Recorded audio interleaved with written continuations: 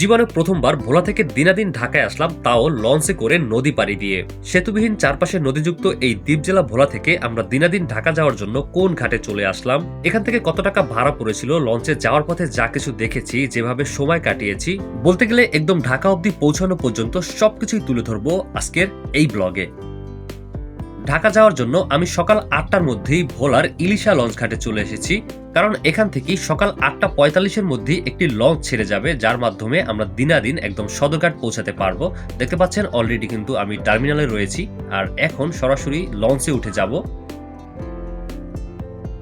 দেরি না করে লঞ্চে উঠে পড়লাম, যদিও সময় খুবই কম আছে, একটু পরে লঞ্চ ছেড়ে দিবে। আর আজকে যেই লঞ্চটিতে আমরা উঠেছি এটার নাম হচ্ছে সম্পদ, যেটাকে ভোলার গতিশীল লঞ্চ বলা হয়ে থাকে।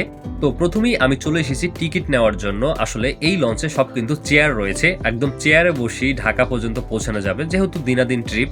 ফাইনালি এখান থেকে টিকিট নেওয়ার কার্যক্রম শেষ করে আমরা এখন উপরে চলে যাচ্ছি, আর সেখানে গিয়ে আমরা এখন সিটে বসে পড়বো। যেমন কথা তেমন কাজ, আমরা এখন উপরে চলে এসেছি। আর উপরে আসার পরে এখানে বিজনেস ক্লাস নামক এই স্থানে আমরা প্রবেশ করব। আর সেখানে গিয়ে দেখতে পাচ্ছি এখানেও সিট রয়েছে বসার মতো। তো এই জায়গায় আমরা এখন একটু রিল্যাক্স করব, যেহেতু একটু লং ট্রিপ হচ্ছে। অবশেষে আমাদের লঞ্চ যাত্রা শুরু করলো ঢাকা সদরঘাটের উদ্দেশ্যে। আর সত্যি কথা বলতে আমি কিন্তু এই প্রথমবার দিনাদিন ঢাকার উদ্দেশ্যে রওনা করেছি, তাও প্রথম ইলিশা ঘাট থেকে। আর এখন রয়েছি মেঘনা নদীতে। সত্যি কথা বলতে এখন বেশ ভালো লাগা কাজ করতেছে এই ভ্রমণে। একটি কথা বলতে ভুলে গিয়েছি, ইলিশা ঘাট থেকে বিজনেস ক্লাসে আমাদের ভাড়া পড়েছিল জনপ্রতি 600 টাকা, আর তার বিনিময়ে আমরা ঢাকার উদ্দেশ্যে যাচ্ছি। আর এইদিকে অল্প সময়ের মধ্যেই আমরা কালীগঞ্জ নামে একটি জায়গায় পৌঁছে গিয়েছি, যেখান থেকেও কিন্তু ঢাকা যাওয়ার জন্য অনেক যাত্রী উঠে থাকবে।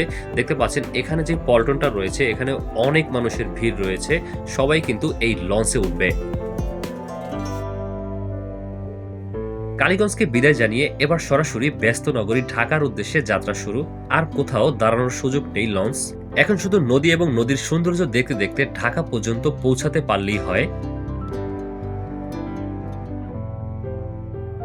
লঞ্চ থেকে বাইরের নদীর দিকে তাকালেই বুঝতে পারা যায় এই নদী ঘিরে কত মানুষের জীবন জীবিকা চলে। দেখতে পাচ্ছেন বেশিরভাগই রয়েছে জেলে নৌকা, আর সবাই মাছ ধরা নিয়ে ব্যস্ত। এই মাছ বিক্রি করা হবে বাজারে, আর সেখান থেকে দেশের বিভিন্ন প্রান্তে।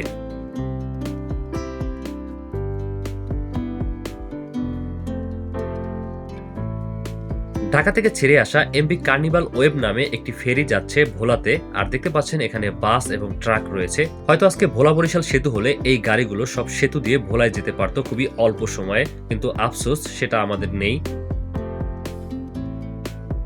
একের পর এক লঞ্চ পাশ কাটিয়ে যাচ্ছে, আর তার মধ্যে দূরে দেখা যাচ্ছে চাঁদপুর। যদিও আমাদের এইদিকে লঞ্চ চাঁদপুরে যায় না, বাট আমরা দূর থেকে দেখতেছিলাম।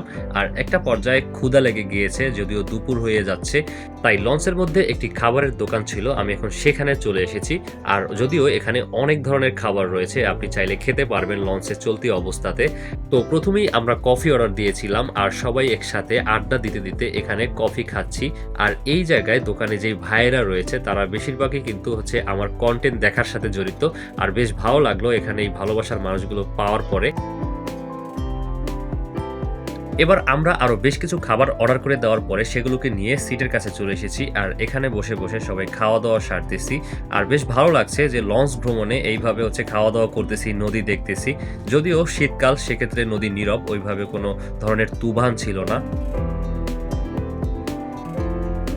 চলতি পথে এমন একটি স্পটে রয়েছে যার এক পাশে রয়েছে মুন্সিগঞ্জ আর অপর পাশে হচ্ছে নারায়ণগঞ্জ।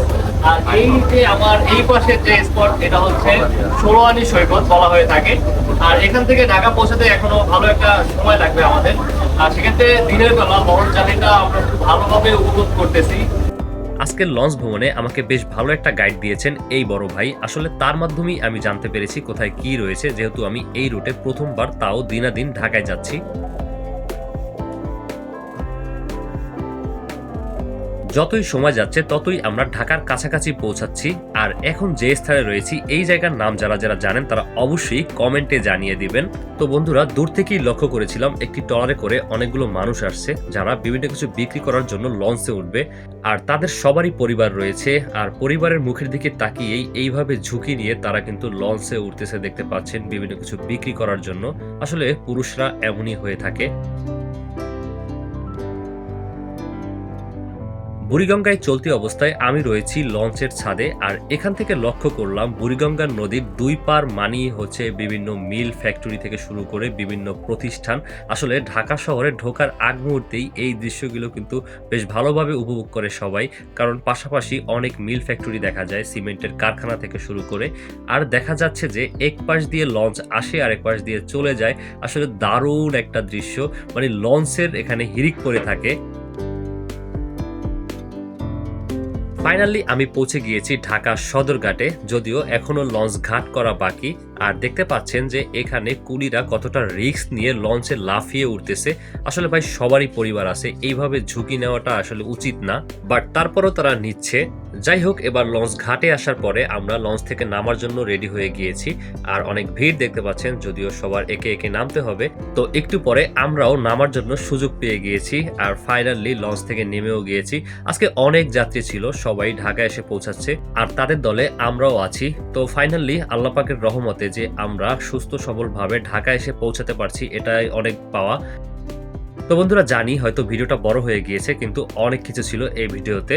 তো কেমন লেগেছে অবশ্যই জানিয়ে দেবেন কমেন্টে, আর সেই সাথে পরবর্তী ভিডিও দেখার জন্য অবশ্যই পেজটিকে ফলো করে যাবেন। ভালো থাকবেন সবাই, আল্লাহ হাফেজ।